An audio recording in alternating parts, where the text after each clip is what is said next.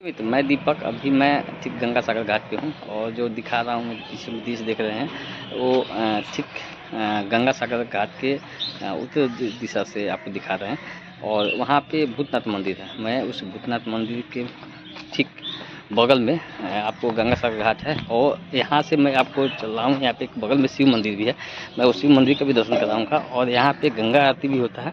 इसी घाट पर मैं आपको बताऊंगा कि इसी घाट पर गंगा आरती होती है। तो ये आपको इस लोकेशन में बहुत ही बता चुके हैं कि कहाँ पे हम लोग को आरती होता है। जो मेरे वीडियो में देख रहे होंगे, मैं अभी मॉर्निंग वॉक में था और मैं इस वीडियो के मार्फत से आपको दिखा रहा हूँ।